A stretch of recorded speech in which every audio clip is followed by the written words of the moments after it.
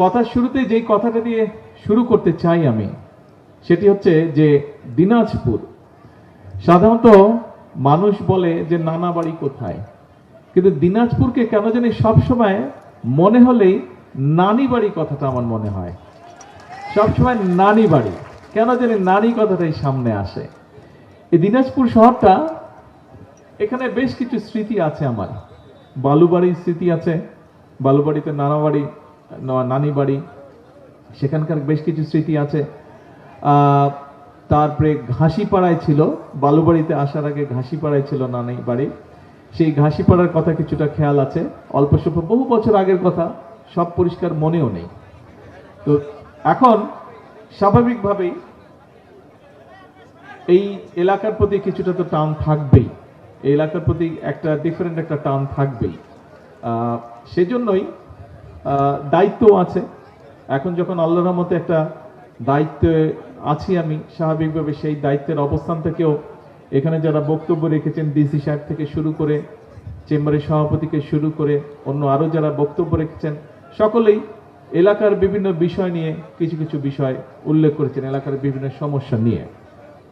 এখন নির্বাচনের আগে আপনাদের এখানে যখন আমি এসেছিলাম, দিনাজপুরে এসেছিলাম, তখন সেই জনসভায় আমি অনেকগুলো কথা বলেছিলাম।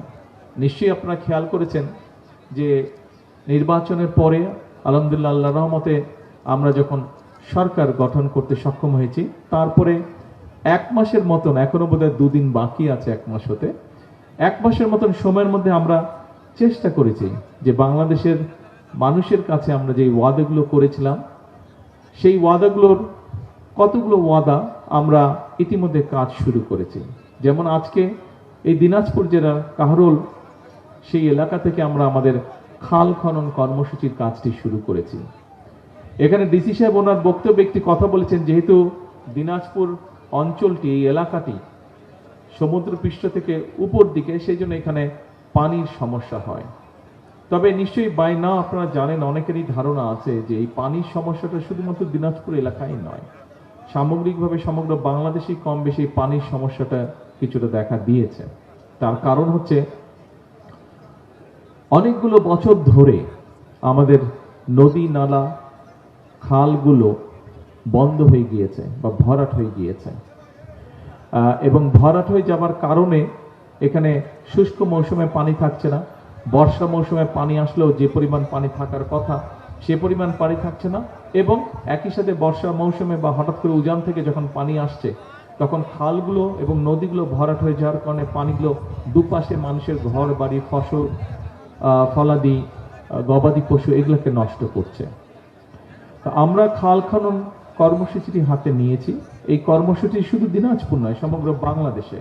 আমরা বলেছি বাংলাদেশের মানুষকে নির্বাচনের আগে আমাদের পরিকল্পনা রয়েছে যে আগামী 5 বছরে আমরা প্রায় 20,000 কিলোমিটার খাল খনন করব।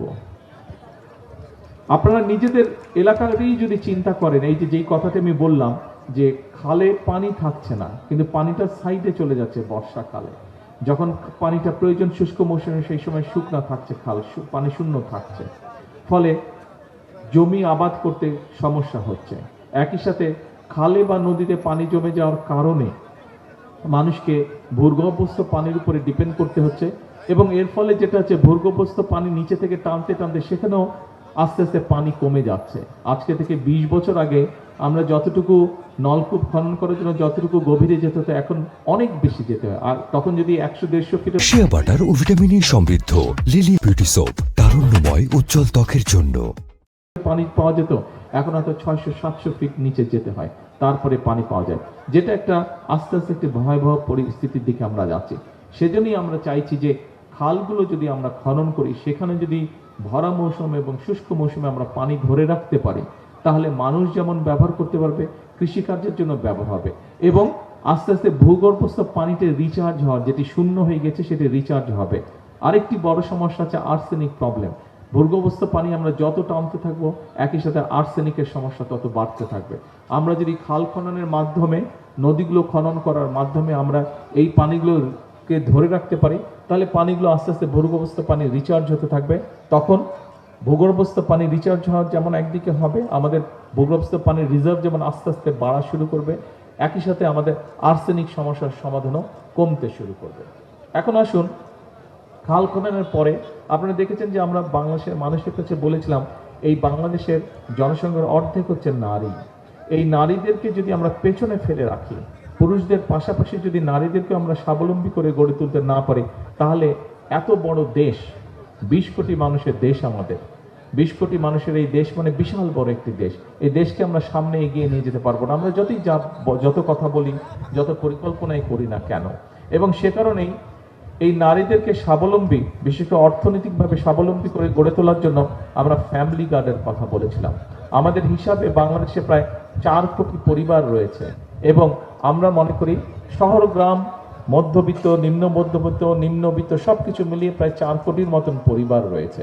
এবং আমরা পরিকল্পনা করেছি যে এই পরিবারগুলো যে নারী প্রধান আছে তার কাছে আমরা একটি করে ফ্যামিলি কার্ড পৌঁছে দেবো। এই ফ্যামিলি কার্ডের মাধ্যমে আমরা কিছু সামাজিক বেনিফিট বা তাদেরকে একটি সম্মানী বা সহায়তা আমরা সরকার বা রাষ্ট্রের পক্ষ থেকে আমরা তাদেরকে দিতে চাই। কারণ আমরা মনে করি অবশ্যই এইটি সবাই পাবেন।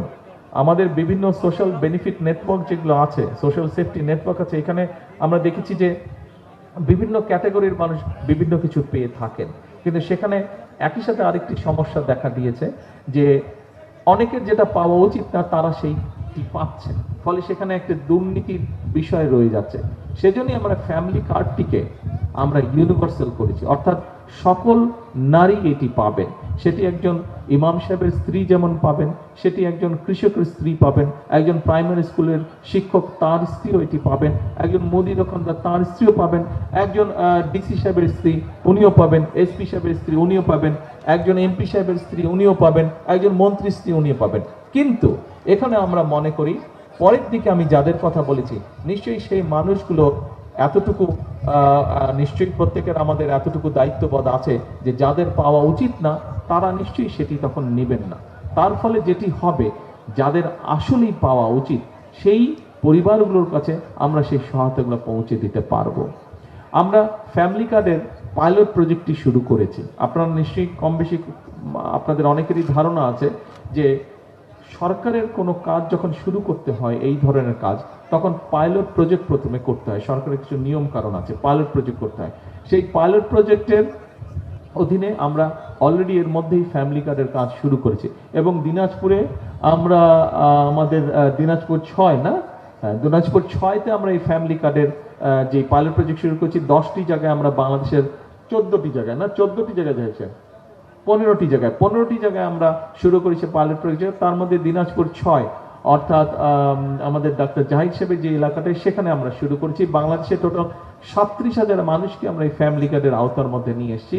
এটি আমাদেরকে একটি সময়, কয়েক মাস সময়, 2 মাস 3 মাস সময় দেখতে হবে এটির কি ফলাফল হয়। সরকারের কিছু নিয়ম কারণ আছে যেটি আমি আগে উল্লেখ করছি।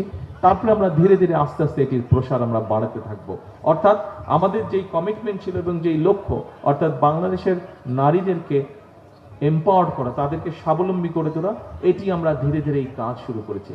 আপনারা দেখেছেন যে আমরা, আপনাদের নিশ্চয়ই মনে আছে, আমরা আরেকটি কথা বলেছিলাম যে সমাজের, আমরা যেরকম সমাজের ছাত্রদের জন্য কাজ করছি, পরিকল্পনা নিয়েছি, আমাদের নারীদের জন্য পরিকল্পনা নিয়েছি, সমাজের বিভিন্ন শ্রেণী পেশার মানুষের জন্য পরিকল্পনা নিয়েছি, কৃষকদের জন্য পরিকল্পনা নিয়েছি।